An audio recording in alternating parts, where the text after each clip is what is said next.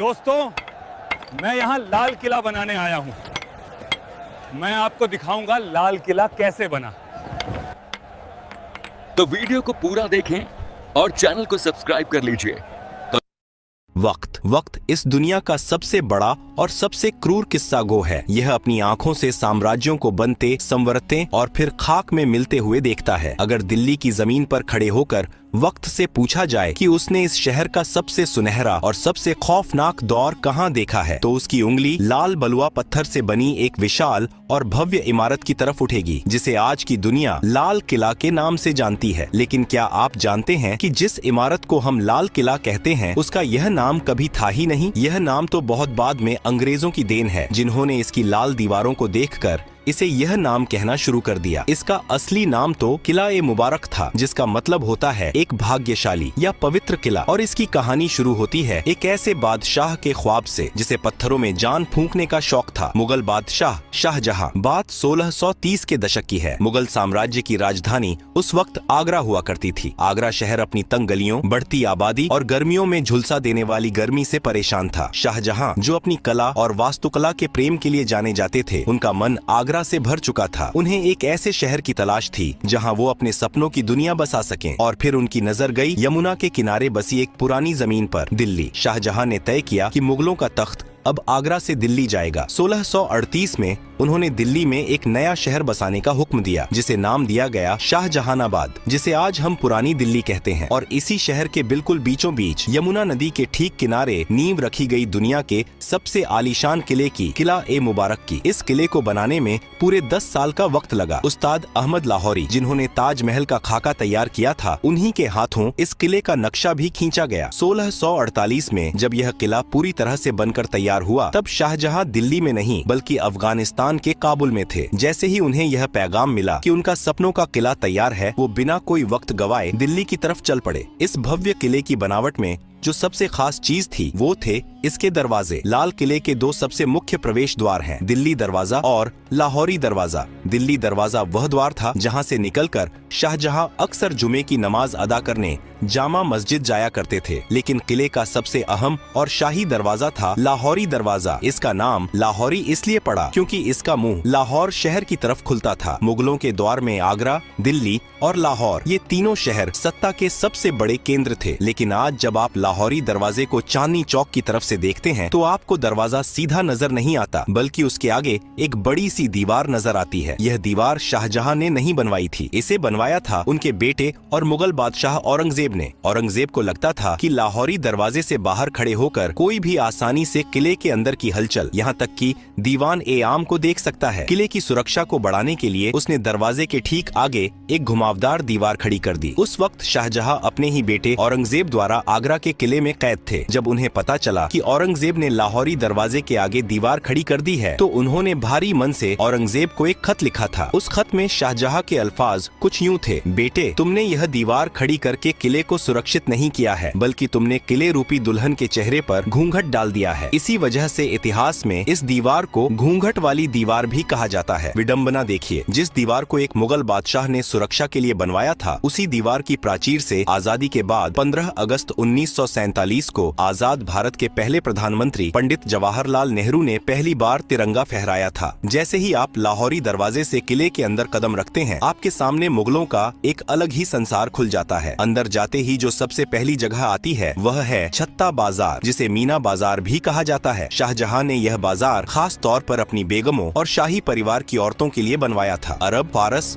और तुर्की से बड़े बड़े व्यापारी यहाँ रेशम, कीमती पत्थर, इत्र और जेवरात लेकर आते थे। यह छत से ढका हुआ एक ऐसा अद्भुत बाजार था जो आज भी 350 सालों बाद अपनी उसी जगह पर मौजूद है, जहां आज सैलानी अपनी यादों के लिए सामान खरीदते हैं। छत्ता बाजार की रंगीनियों को पार करते ही आप एक खुली जगह पर आते हैं और आपके सामने खड़ी होती है एक और शानदार लाल इमारत, नौबत खाना। नौबत खाना यानी वो जगह जहां शाही शहनाई और नगाड़े बजते थे। दिन में 5 बार यहां अलग अलग धुनों में नौबत बजाई जाती थी, जो शहर के लोगों को वक्त का अंदाजा देती थी। जब भी कोई बड़ा शाही मेहमान या खुद बादशाह किले में आते थे, तो इसी नौबत खाने खाने से नगाड़ों की गूंज पूरी दिल्ली में यह ऐलान कर देती थी कि शहंशाह तशरीफ ला रहे हैं। यह वही नौबत खाना है जहां बाद के मुगल काल में सत्ता के खूनी खेल खेले गए और जहां बादशाह जहांदार शाह और फर्रुखसियर का कत्ल किया गया था। नौबत खाने की खूनी और संगीतमय दहलीज को पार करते ही आपके सामने एक विशाल और खुला हुआ प्रांगण आता है। यह वह जगह है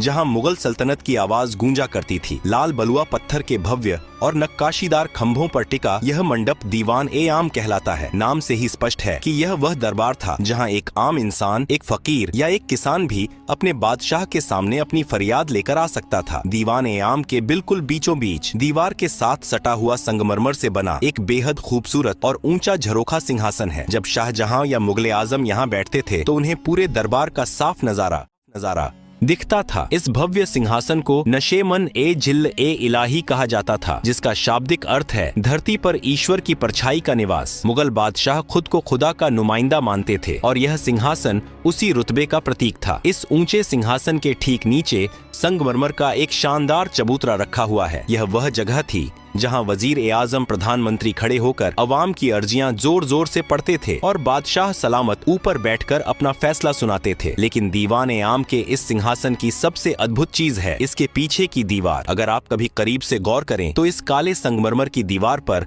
रंग बिरंगे कीमती पत्थरों को तराश कर बनाई गई एक ऐसी चित्रकारी है जिसकी मिसाल उस दौर में पूरी दुनिया में नहीं मिलती थी। पत्थरों के अंदर पत्थर जड़ने की इस नायाब कला को परचिनकारी कहा जाता है। इस बेमिसाल नक्काशी को एक मशहूर विदेशी कलाकार ने अपने हाथों से उकेरा था। इस दीवार पर पक्षियों, फूलों और यूनानी देवता की आकृतियां इतनी सजीव हैं कि लगता है जैसे पत्थर अब भी बोल पड़ेंगे। दीवान-ए-आम की इस आम दुनिया से निकलकर जब हम किले के और अंदरूनी हिस्सों की तरफ बढ़ते हैं तो वास्तुकला पूरी तरह बदल जाती है। लाल पत्थरों की जगह अब सफेद चमकता हुआ संगमरमर ले लेता है। यह मुगल साम्राज्य का सबसे सुरक्षित और खास इलाका था। दीवान-ए-खास, जैसा कि नाम से ही जाहिर है, यह बादशाह का वह निजी और शाही दरबार था जहां अवाम को आने की इजाजत नहीं थी। यहाँ केवल बादशाह के सबसे खास मंत्री, अमीर उमरा, रणनीतिकार, सेनापति और विदेशी मेहमान ही कदम रख सकते थे। दीवान-ए-खास की भव्यता का अंदाजा आप इस बात से लगा सकते हैं कि किसी जमाने में इस पूरे महल की छत लकड़ी या पत्थर की नहीं बल्कि ठोस चांदी की बनी हुई थी। इसकी सफेद संगमरमर की दीवारों पर सोने का पानी चढ़ा था और फूल पत्तियों की बनावट में असली माणिक, नीलम, पन्ना और पुखराज जैसे बेशकीमती रत्न जड़े हुए थे। आज वहाँ दीवारों पर केवल वो खाली निशान और गड्ढे बचे हैं जिन्हें बाद में लुटेरों ने खुरच कर निकाल लिया था। इसी दीवान-ए-खास के बिल्कुल बीचों बीच रखा जाता था दुनिया का सबसे महंगा, सबसे आलीशान और सबसे चर्चित सिंहासन, तख्त-ए-ताऊस, जिसे दुनिया मयूर सिंहासन के नाम से जानती है। यह सिर्फ बैठने की जगह नहीं थी, यह मुगलों की अकूत दौलत का सबसे बड़ा सबूत था। शुद्ध सोने, चांदी और अनगिनत हीरे जवाहरात से बनी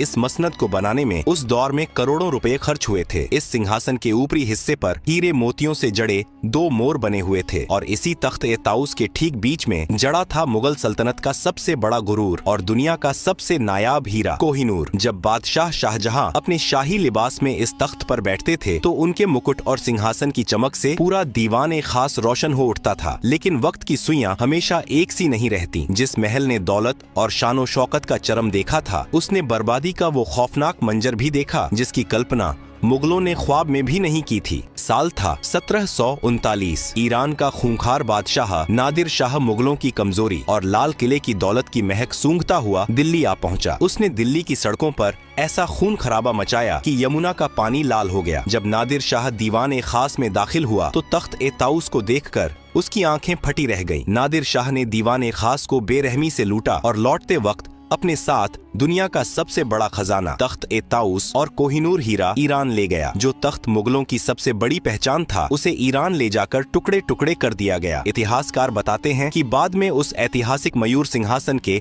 एक टूटे हुए निचले हिस्से को ईरान के तेहरान के एक संग्रहालय में आखिरी बार देखा गया था। दीवान-ए-खास की दौलत भले ही लुट गई हो, चांदी की छतें उखड़ गई हों और कोहिनूर छीन लिया गया हो, लेकिन इसकी दीवारों पर उकेरी गई कुछ लाइनें आज भी इसकी खोई हुई जन्नत की गवाही देती हैं। दीवान दीवान खास के मेहराबों पर फारसी भाषा में वे मशहूर पंक्तियां आज भी मौजूद हैं, जिन्हें महान सूफी संत और कवि अमीर खुसरो ने कभी कश्मीर के लिए कहा था, लेकिन शाहजहां को वे इतनी पसंद आईं कि उन्होंने इसे अपने इस महल में लिखवा दिया। अगर फिरदौस बर रुए जमी अस्त हमी अस्तो हमी अस्तो हमी अस्त, अर्थात अगर इस धरती पर कहीं स्वर्ग है तो वो यही है और बस यही है। भले ही आज वो कोहिनूर जड़ा तख्त ना रहा हो, लेकिन जब आप उन सफेद संगमरमर के मेहराबों के बीच खड़े होकर इन लाइनों को पढ़ते हैं तो एक पल के लिए आप मुगलों के उस वैभवशाली दौर में पहुंच जाते हैं जहां सचमुच धरती का स्वर्ग इसी लाल किले के अंदर बसता था। दीवान ए खास की उस जन्नती और चकाचौंध से भरी दुनिया से जब हम लाल किले के और भी अंदरूनी और नितांत निजी हिस्सों की तरफ बढ़ते हैं तो वास्तुकला एक अलग ही रंग में रंग जाती है। इस्लामिक वास्तुकला में जन्नत का तस्वुर बिना बहते हुए पानी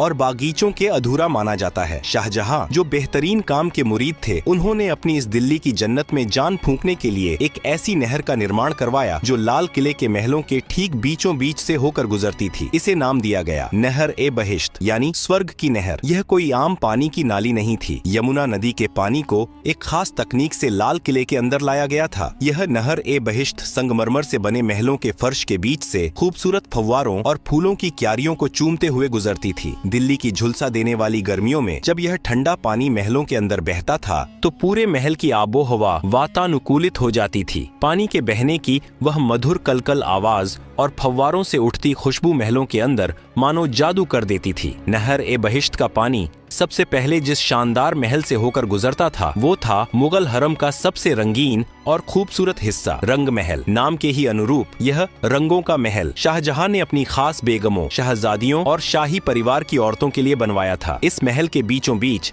संगमरमर का एक बेहद खूबसूरत कमल के आकार का फव्वारा था, जिसमें जब नहर ए बहिश्त का पानी गिरता था तो वह किसी खिले हुए फूल सा लगता था। रंग महल की छतों और दीवारों पर शीशे और बेशकीमती पत्थर इस तरह जड़े गए थे कि रात के वक्त जब यहाँ मोमबत्तियां जलाई जाती थीं, तो पूरा महल तारों भरे आसमान की तरह झिलमिला उठता था। लेकिन वक्त का सितम देखिए, जिस रंग महल में कभी मुगल शहजादियों की पायलों की झंकार गूंजती थी और इत्र की महक हवाओं में तैरती थी, 1857 के गदर के बाद जब अंग्रेजों ने लाल किले पर कब्जा किया तो उन्होंने इस नायाब महल को अपनी सेना की रसोई में तब्दील कर दिया। उन क्रूर सैनिकों ने दीवारों पर जड़े सारे कीमती पत्थर और शीशे खुरच कर निकाल लिए और उस जन्नती महल की दीवारों को धुएं से काला कर दिया। रंग महल के ठीक बगल में एक और शानदार इमारत खड़ी है जिसका नाम है मुमताज महल। शाहजहां ने इस महल का नाम अपनी सबसे महबूब बेगम मुमताज महल की याद में रखा था, जिनकी मौत इस किले के बनने से कई साल पहले ही हो चुकी थी। मुमताज महल भी शाही औरतों का ही निवास स्थान था। यहाँ की निजता इतनी सख्त थी कि मुगल बादशाह और कुछ खास शहजादों के अलावा परिंदा भी यहाँ पर नहीं मार सकता था। लेकिन इस महल की तकदीर में भी एक गहरा दर्द लिखा था। जिस महल को प्यार की निशानी के तौर पर बनाया गया था, अंग्रेजों ने उसे ही एक खौफनाक कारागार में बदल दिया था। आजादी की लड़ाई में न जाने कितने ही क्रांतिकारियों ने इन संगमरमर की दीवारों के पीछे बेड़ियां पहनी थीं। शाही औरतों के इन महलों के पास ही मुगल बादशाह का अपना सबसे निजी और खास महल था, जिसे खास महल कहा जाता था। यह शाहजहां का अपना निजी महल था, जिसके 3 मुख्य हिस्से थे। पहला था तस्बीह खाना, जहां बैठकर बादशाह अपने खुदा की इबादत करते थे, तस्बीह माला पढ़ते थे। दूसरा कमरा था ख्वाबगाह, यानी सपनों का घर, जो मुगल बादशाह का निजी शयन कक्ष था। और तीसरा हिस्सा था बड़ी बैठक, जहाँ बादशाह अपनी फुर्सत की घड़ियों में आराम फरमाते थे और अपने सबसे करीबियों के साथ वक्त बिताते थे। इमारतों की इन भूल भुलैया से निकलकर जब आप किले के उत्तरी हिस्से में जाते हैं तो वहाँ मुगलों का एक विशाल और जन्नत नशीम बागीचा हुआ करता था, जिसे हयात बख्श बाग कहा जाता था। फारसी में हयात बख्श का मतलब होता है जिंदगी देने वाला बाग। आज भले ही वहाँ सिर्फ घास के खाली मैदान बचे हैं, लेकिन एक दौर था जब यहाँ रंग बिरंगे और खुशबूदार फूलों के गलीचे बिछे रहते थे और बीच बीच में फव्वारे नाचते थे। इसी हयात बख्श बाग के दोनों सिरों पर 2 बिल्कुल एक जैसी दिखने वाली संगमरमर की इमारतें मंडप आमने सामने खड़ी हैं। लाल किले के पूरे इतिहास में इन 2 इमारतों का नाम सबसे अनोखा है। मुगल दौर में जहां हर इमारत का नाम फारसी भाषा में रखा गया था, जैसे दीवान आम, नौबत खाना, वहीं इन 2 इमारतों का नाम शुद्ध हिंदी या हिंदुस्तानी महीनों के नाम पर रखा गया, सावन और भादो। क्या आप जानते हैं कि इनका यह नाम क्यों पड़ा? मुगलों को बारिश के मौसम से बेइंतहा मोहब्बत थी। सावन और भादो मानसून के वो 2 महीने हैं जब भारत में झमाझम बारिश होती है। इन दोनों मंडपों के अंदर एक ऐसा जादुई जल प्रणाली बनाया गया था कि जब नहर का पानी छत से होकर नीचे गिरता था तो ऐसा लगता था मानो सावन और भादों की मूसलाधार बारिश हो रही हो। जब असली बारिश नहीं होती थी तब भी शाही परिवार के लोग सावन और भादों के मंडप में बैठकर कृत्रिम बारिश का लुत्फ उठाते हुए जन्नत का एहसास करते थे। सावन और भादों के उन हसीन और रोमानी मंडपों से जब हम आगे बढ़ते हैं तो लाल किले की दास्तान अपने सबसे दर्दनाक और आखिरी पड़ाव पर पहुंच जाती है। हयात बख्श बाग के ही पास पानी के एक छोटे से तालाब के बीचों बीच लाल बलुआ पत्थर से बना एक छोटा सा महल खड़ा है, जफर महल। यह कोई आम इमारत नहीं है, यह मुगल सल्तनत के बुझते हुए चिराग की आखिरी लौ थी। इस महल को मुगलों के आखिरी बादशाह बहादुर शाह जफर ने साल 1842 में बनवाया था। लाल किले के लगभग 200 सालों के निर्माण इतिहास में यह किसी भी मुगल बादशाह द्वारा बनवाई गई आखिरी इमारत थी। इसके बाद मुगलों के पास न तो इतना पैसा बचा था और न ही इतनी ताकत कि वो पत्थरों में अपनी दास्तान लिखवा सकें। किले के पिछले हिस्से में एक ऐसा रहस्यमयी और खुफिया दरवाजा भी मौजूद था जिसके बारे में बहुत कम लोग जानते हैं। इसे यमुना दरवाजा कहा जाता था। यह दरवाजा सीधा यमुना नदी की उफनती लहरों की तरफ खुलता था। इसी खुफिया दरवाजे से लगकर मुगल बादशाह की शाही और भव्य नाव खड़ी रहती थी। जब भी शहंशाह को दिल्ली की भीड़ भाड़ से दूर आगरा या लाहौर के सफर पर निकलना होता था तो वो हाथी घोड़ों की बजाय इसी दरवाजे से अपनी शाही नाव पर सवार होकर पानी के रास्ते निकल जाया करते थे। लाल किले की विशाल प्राचीर से सटा हुआ ही एक और बेहद प्राचीन और खुरदुरा किला मौजूद है जिसे सलीमगढ़ का किला कहा जाता है। यह किला लाल किले से भी पुराना है। इसे शेर शाह सूरी के बेटे सलीम शाह सूरी ने 1546 में बनवाया था। मुगलों ने यमुना नदी के ऊपर एक पुल बनवाकर अपने लाल किले को इस पुराने सलीमगढ़ के किले से जोड़ दिया था। लेकिन वक्त का पहिया हमेशा मुगलों के हक में नहीं घूमा। 1857 की आजादी की पहली महान बगावत ने लाल किले की तकदीर और तस्वीर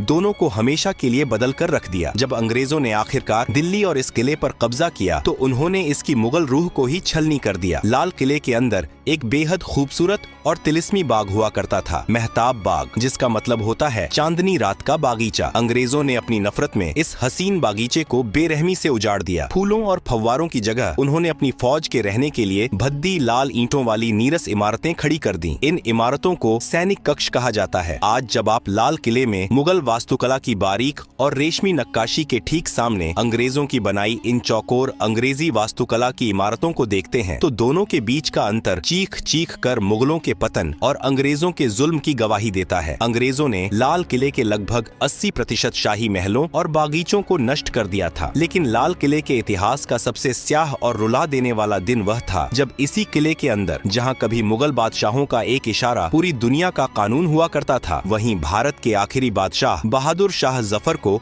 एक मुजरिम की तरह खड़ा किया गया। अंग्रेजों ने उन पर 1857 की क्रांति का सरगना होने का मुकदमा चलाया। विडंबना देखिए, जिस दीवान ए खास में बैठकर उनके पुरखे शाहजहां और औरंगजेब दुनिया भर के बादशाहों का इस्तकबाल करते थे, उसी महल में 82 साल के बूढ़े जफर को उनके ही वतन में देशद्रोही करार दे दिया गया। सजा के तौर पर अंग्रेजों ने इस बूढ़े बादशाह को काले पानी की सजा देकर हिंदुस्तान से निकाल दिया और पड़ोसी देश के रंगून शहर में कैद कर दिया। एक बादशाह जिसके पुरखों ने इस महान देश पर सदियों तक राज किया, उसे अपनी आखिरी सांसें एक अनजान देश की सीलन भरी कोठरी में लेनी पड़ी। रंगून की उसी कैद में अपनी मौत का इंतजार करते हुए जब शायर बहादुर शाह जफर की आंखों के सामने दिल्ली और लाल किले का अक्स उभरा तो उनके आंसू छलक पड़े। उन्होंने अपनी आखिरी गजल में अपने टूटे हुए दिल का दर्द इन अमर पंक्तियों में पिरो दिया। कितना है बदनसीब जफर दफन के लिए, 2 गज जमीन भी न मिली कुए यार में। यानी ए जफर, तू कितना बदनसीब है कि तुझे मरने के बाद दफनाने के लिए अपने महबूब वतन की मिट्टी में 2 गज जमीन भी नसीब नहीं हुई। यह लाल किला सिर्फ ईंट, गारे और लाल पत्थरों से बनी कोई बेजान इमारत नहीं है। अगर इस किले ने मुगल सल्तनत के उस चमकते हुए सूरज को